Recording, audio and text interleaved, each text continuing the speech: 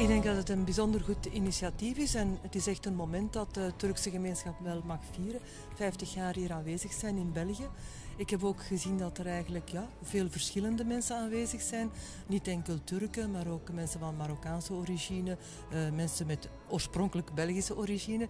Dus dat vind ik wel bijzonder relevant. Ook mensen vanuit verschillende sectoren van de maatschappij. En mensen uit het integratiebeleid, uit het cultuurleven, academici. Ook mensen die vanuit Franstalig België waren ook aanwezig. Dus dat lijkt me echt wel een heel geslaagd initiatief.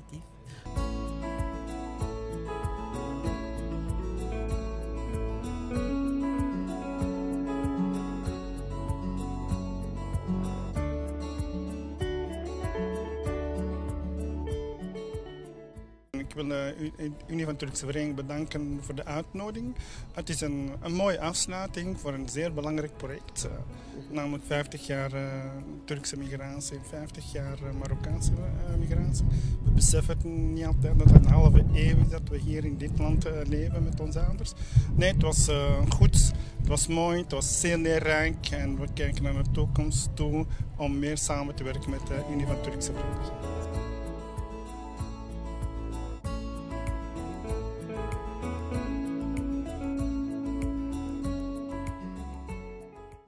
Evet, gün geldi. 2 yıllık bir çalışmanın neticesi. Çok yoğun çalışıldı hakikaten. 50 yıl önce buraya işçi olarak gelen kardeşlerimiz, şimdi 1., 2., 3. nesil derken 50 yılı doldurmuş olduk. Bugün 50. yılın bir başka deyimle finalini yaptık. Bütün ortaklarımızla beraberdik. Hakikaten güzel bir gün geçti. Eşimizle, dostumuzla, arkadaşlarımızla. Ben inşallah nice güzel 50 yıllara diyorum.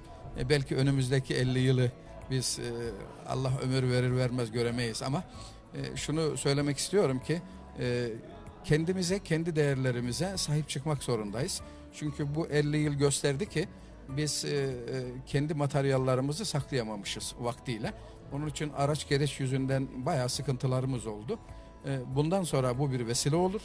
İnşallah torunlarımız, çocuklarımız 100. yılı kutlarken daha renkli faaliyetlerle nesillerimize güzel bir şeyler bırakır diyorum.